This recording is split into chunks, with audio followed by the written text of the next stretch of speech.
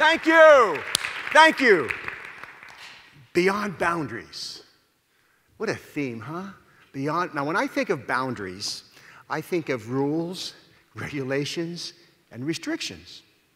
And I think of the parents and the teachers and the supervisors who hold us accountable with regard to those boundaries. Now, that's not a bad thing. I know if you're like me, I need supervisors. I need someone holding me accountable to do the right thing. But beyond boundaries is something different. I think of those leaders, those teachers, those supervisors, those parents who inspire us to go beyond the call of duty, to do more than we have to do it not because they tell us, but because we want to. I would like to share with you what the research says about how to make that happen. And not just for other people, but for yourself. Here's the deal. How can we inspire people and ourselves to be self-motivated? There's another word. It's called empowerment. You've heard that word, right? Now, the management definition of empowerment is get her done. Just get her done with fewer resources and less time. I empower you. Make it happen. I'm talking about feeling empowered. That's different. Feeling empowered is when you're self-motivated. Now, if you want to know if you feel empowered or if your child, your student, your worker feels empowered, ask them 3 questions. And if they say yes to these 3 questions, they will feel empowered. And by the way, this is not based on common sense, it's based on research. But you've all been there, so it'll feel like common sense. Question number 1, can you do it? Albert Bandura calls it self-efficacy. Do you believe you can do it? Do you have the time, the knowledge, and the training to do what we're asking you to do? If you answer yes, good. Second question, will it work? Do you believe that we're asking you to do the process will work? Albert Bandura calls that response efficacy, believing that the behavior will lead to the ultimate outcome. By the way, that takes education, right? We have to show them the data. We might show them some theory. We show them, teach them why this might work. I just used the word education. Earlier, I used the word training. Is there a difference? In elementary school, we call it education. Middle school, education. High school, education. College, higher education. Then you go to industry. What do you call it? Training. You have your training department. There must be a difference. Well, you know the difference. Do you want your kids to have sex education or sex training? And your kids might answer the question differently. Because you know that training means you do the behavior and you get feedback. That's powerful. Powerful. Have you ever heard this word, online training? It's an oxymoron, isn't it? I mean, training is watch the behavior. Online training, it's like plastic silverware, jumbo shrimp, legal brief, country music. I mean, it doesn't work. Okay, so if you answer yes to it will work, third question, is it worth it? So we've had a training question, we've had an educational question, this is the motivational question. Do you believe the consequences? This is about consequences. B.F. Skinner taught us this, selection by consequences. Dale Carnegie quoted B.F. Skinner and said, from the day you were born, everything you did was because you wanted something for doing it. Consequences. Is it worth it? So you have to convince people that it's worth it. Now, by the way, if you answer yes to those 3 questions, you feel competent. Am I right? You feel competent at doing worthwhile work. You've all been there. When you feel competent at doing worthwhile work, you're more likely to be self-motivated. You've been there. No one has to be looking over you. You feel. Now, here's the challenge, leaders, teachers. How do you inspire people to feel competent? Well, you give them feedback. You give them recognition. You show them they are competent. Okay, I got one more, another C word. choice. Your common sense will tell you. When you believe you have a sense of autonomy, a sense of choice in what you're doing, you feel more self-motivated. B.F. Skinner taught us that too. In his book, Beyond Freedom and Dignity, way back in 1971, reading that book changed my life because I realized that I am controlled by consequences. But sometimes I don't feel controlled. When I'm working for a pleasant consequence, it feels good. It feels like I'm working to get something. When I'm working to avoid an aversive consequence, I feel controlled. That's called negative reinforcement. So here's a challenge, leaders. How do we get people to become success seekers rather than failure avoiders? First day of introductory psychology class. I teach 2 classes of 600 students. Maybe some of you have been in that class. And remember, the first day I say, how many are here to avoid failure? And 80% raise their hand. And I say, well, thanks for coming. I know you're motivated, but you're not happy campers. You probably told your friends, I got to go to class. It's a requirement.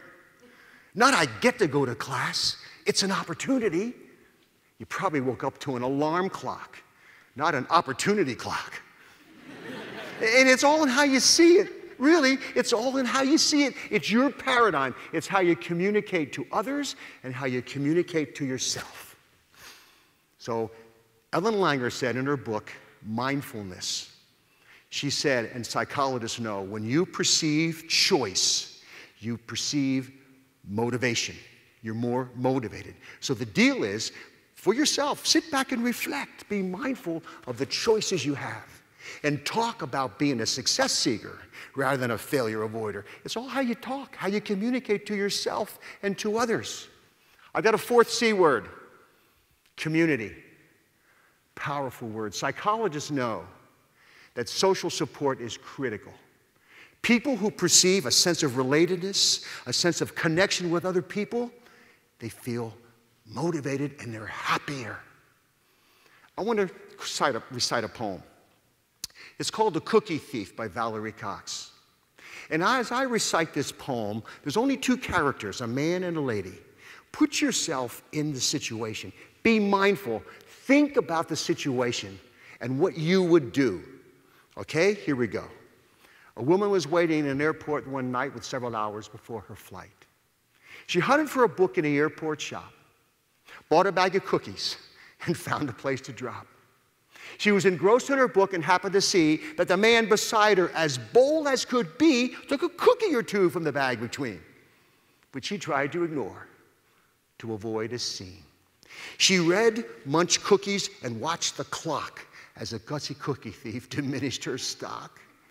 She was getting more irritated as the minutes ticked by, thinking if I wasn't so nice, I'd blacken his eye.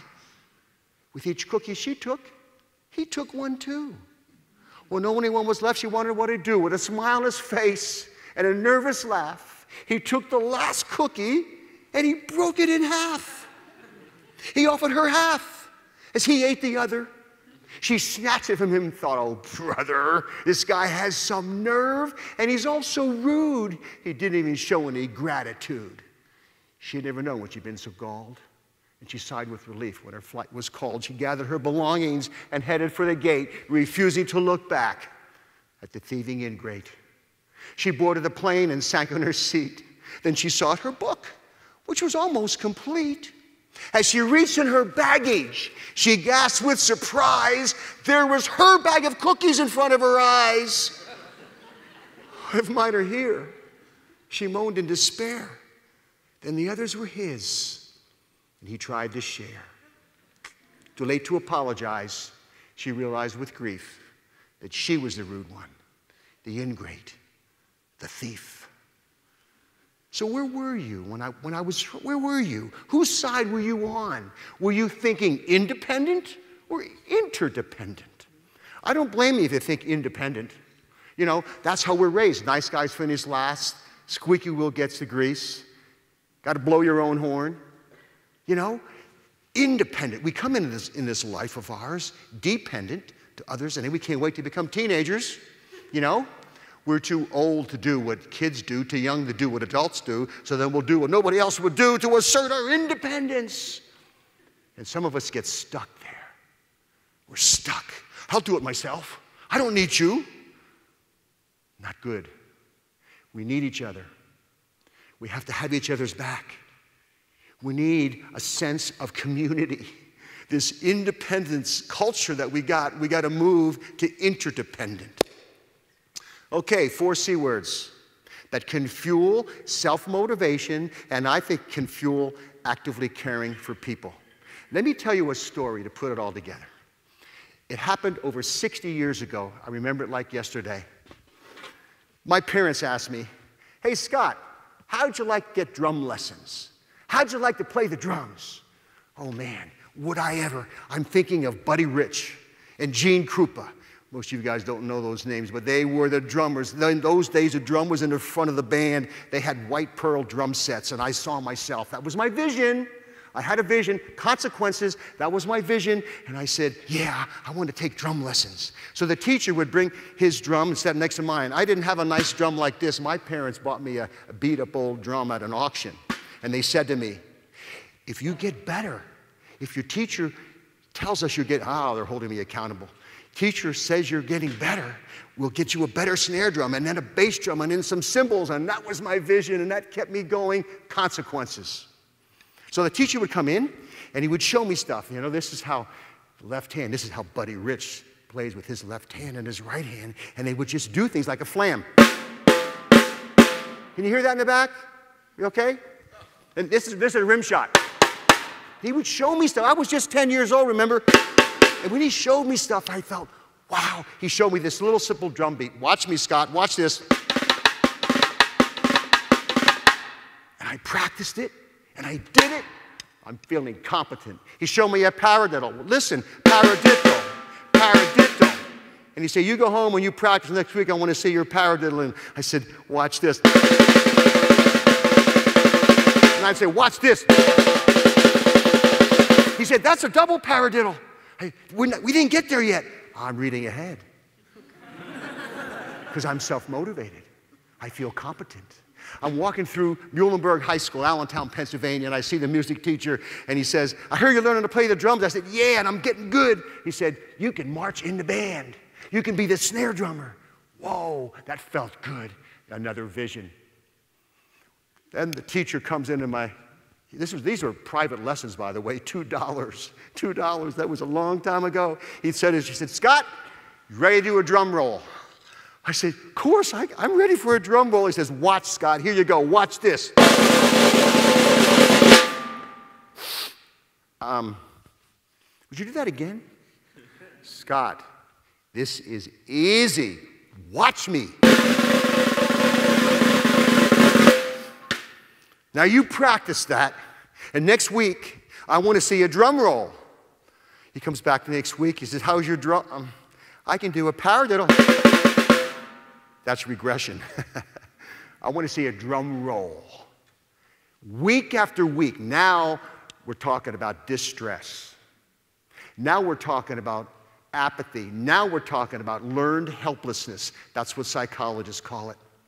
I remember walking through that elementary school and seeing a music teacher, and he said, so Scott, how you doing? How are the drums? Not so good. I can't do a drum roll. You know, like adults always say, never say can't. You can be anything you want to be, Scott. No, I can't do a drum roll. I've tried and I tried, and I've kind of given up. And he said, Scott, when you ever get overwhelmed, break it down. Break it down. Can you do a paradiddle? Yeah. Okay, what's the second beat? 2 beats. Yeah, well, that's a drum roll, Geller. It's 2 beats. You go home and you practice and you say, Dada Mama. Remember, I was just 10. You go, Dada Mama, Dada Mama, Dada Mama, Dada. It's a drum roll. That teacher came back the next week. Okay, Scott, I guess you can't do a drum roll. I said, watch this. He said, whoa, how'd you learn to do that? And I showed my teacher. I taught my teacher, 10 years old. He said, I'd forgotten that I got into the habit of just doing this and forgot that it's 2 beats. You taught me how to teach the drum roll, Scott. There's a lesson there. We can always learn from each other. We need to have the humility to accept feedback and the courage to speak up. And we need to help each other feel self-motivated. How? Give them the perception of competence. Teach them about consequences drive us. Let them perceive choice. And let them know it's community. We're all in this together. And we need each other. Thank you.